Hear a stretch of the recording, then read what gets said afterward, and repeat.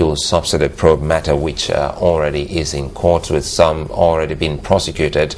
According to some dailies, they say a big fish in the net is Nelson Ekujimi. He's of the Center for Rights and Policy Development. Good to have you join us this morning. Good morning, it's a pleasure.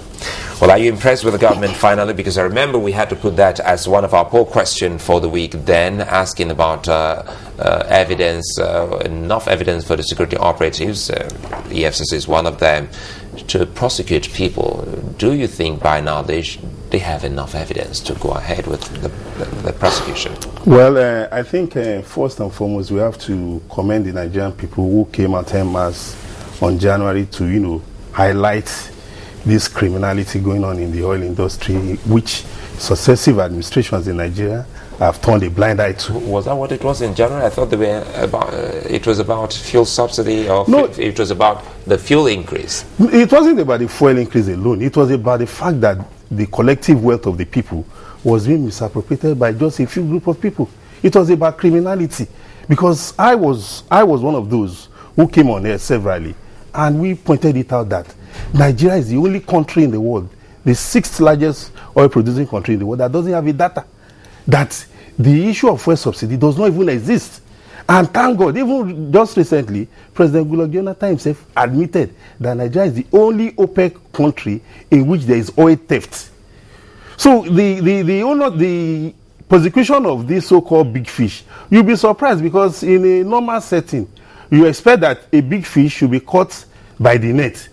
And, it should be small fishes that should, have a way of escaping. But in Nigeria, we have found it over and over again that big fishes find a way of escaping the net. Just adding to that now, how would you say the wide perception that this whole fuel subsidy proceedings has been narrowed down to a face-off between the executive arm and the legislative arm?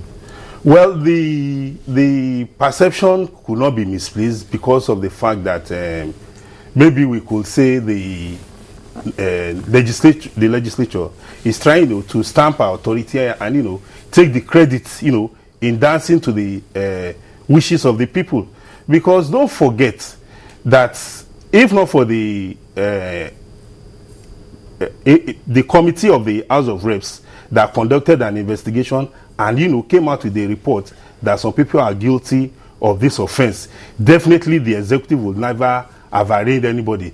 Because even the Attorney General, who was supposed to be the chief lead prosecutor, time and time again, he has told us that they don't have enough evidence. And don't forget that, just like in athletics, a false start, just a single false start leads to disqualification. But in Nigeria, we have seen several false starts. And the general perception, which I'm hoping, because the reason why we are here today is that we are hopeful that our tomorrow will be better than today. Let's look at another issue. Well, anyway, that's not what we're talking about today. We're talking about the fuel subsidy probe. It's not the verified oil claim. I'm quite sure my producers should get that right on the topic for today. We're looking at the fuel subsidy probe.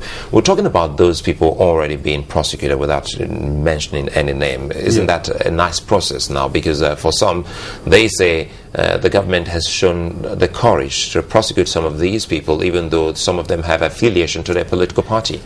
And again, I would like to remind you, sir, that I'm a Yoruba man, and our people have a saying that Ibere kolu nishe. That is not how you start. It is not how far, but how well. We have seen several cases being bungled, and the most painful part that might come out of this whole scenario is that the judiciary is going to be made a scapegoat once again. Because people will now start castigating judiciary. And don't forget, judiciary can only convict when they are convinced beyond all reasonable doubt. That they are, arraigning them before the courts does not mean they are guilty already. So it is not left for them to be able to convince the already skeptical Nigerian people, because a lot of us have adopted the late music icon government magic. That this thing will end up nowhere. But we are waiting. But we're already chronicling the AFCC arraignment of Nigerians before the courts. And now they have been unable to get prosecution. You look at the charge sheets. EFCC will come today, 76 count charge. Tomorrow, they will reduce it to 34. Next tomorrow, they will bring it to 89. So you wonder. And when you look at the charge sheet, the same offense, EFCC will duplicate it in about 8, 10.